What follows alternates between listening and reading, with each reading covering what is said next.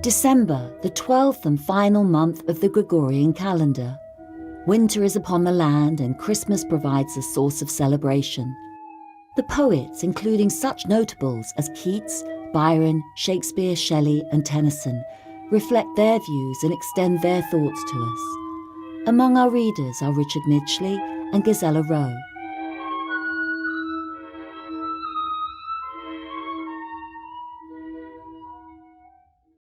Ode written on the 1st of December by Robert Southey. Though now no more the musing ear delights to listen to the breeze that lingers o'er the green woodshade, I love thee, winter, well. Sweet are the harmonies of spring, sweet is the summer's evening gale, pleasant the autumnal winds that shake the many-coloured grove, and pleasant to the sobered soul the silence of the wintry scene, when nature shrouds her in her trance. Not undelightful now to roam the wild heath sparkling on the sight, not undelightful now to pace the forest's ample rounds, and see the spangled branches shine, and mark the moss of many a hue that varies the old tree's brown bark, or o'er the grey stone spreads. The clustered berries claim the eye, o'er the bright holly's gay green leaves, the ivy round the leafless oak clasps its full foliage close. So virtue, diffident of strength, clings to religion's firmer aid, and by religion's aid upheld endures calamity. Nor void of beauties now the spring, whose waters hid from summer sun have soothed the thirsty pilgrim's ear with more than melody.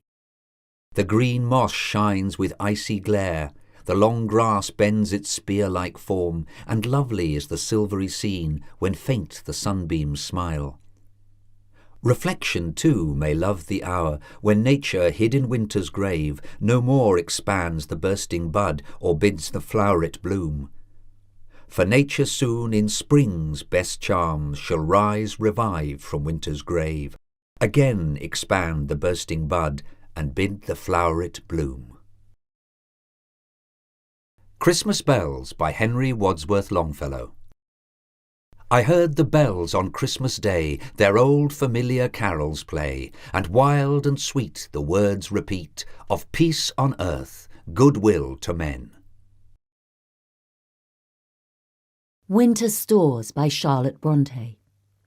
We take from life one little share, and say that this shall be a space redeemed from toil and care, from tears and sadness free.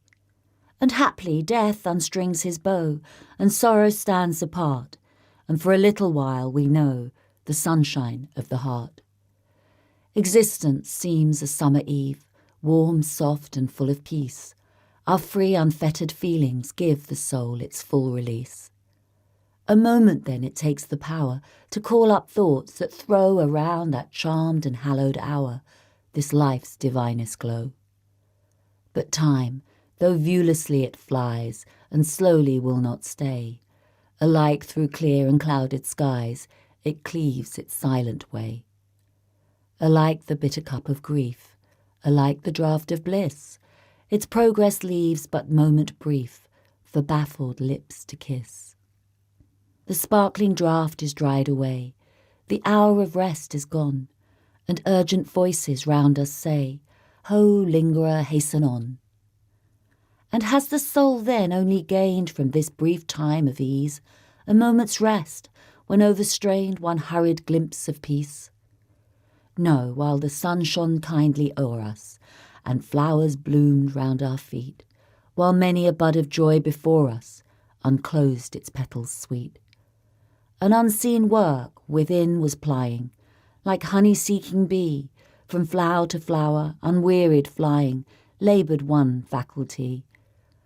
Thoughtful for winter's future sorrow, its gloom and scarcity, prescient today of want tomorrow, toiled quiet memory. 'Tis she that from each transient pleasure extracts a lasting good. 'Tis she that finds in summer treasure to serve for winter's food. And when youth's summer day is vanished, and age brings winter's stress, her stores with hoarded sweets replenished, life's evening hours will bless. Christmas at Sea by Robert Louis Stevenson. The sheets were frozen hard, and they cut the naked hand. The decks were like a slide, where a seaman scarce could stand. The wind was a nor'wester, blowing squally off the sea, and cliffs and spouting breakers were the only things alee. They heard the surf a-roaring before the break of day, but 'twas only with a peep of light we saw how ill we lay. We tumbled every hand on deck instanter with a shout, and we gave her the main topsail and stood by to go about.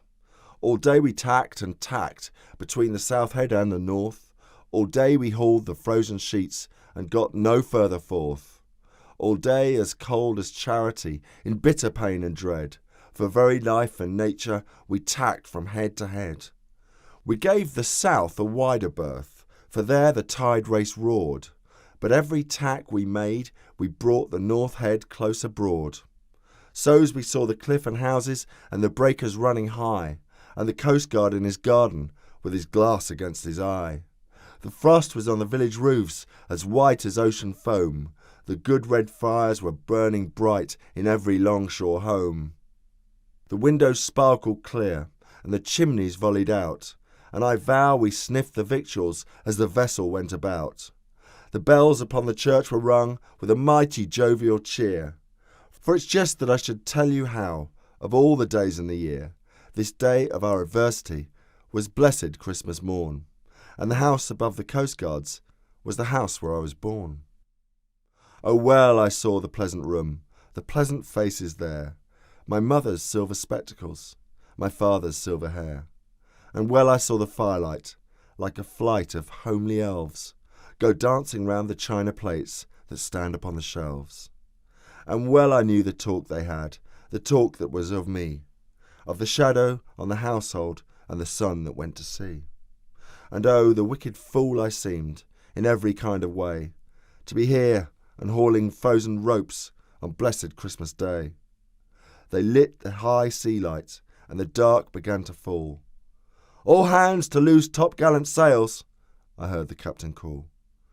"By the Lord, she'll never stand it," our first mate Jackson cried. "It's one way or the other, Mr. Jackson," he replied. She staggered to her bearings, but the sails were new and good, and the ship smelt up to windward, just as though she understood. As the winter's day was ending, in the entry of the night, we cleared the weary headland and passed below the light, and they heaved a mighty breath, every soul on board but me, as they saw her nose again, pointing handsome out to sea. But all that I could think of, in the darkness and the cold, was just that I was leaving home, and my folks were growing old.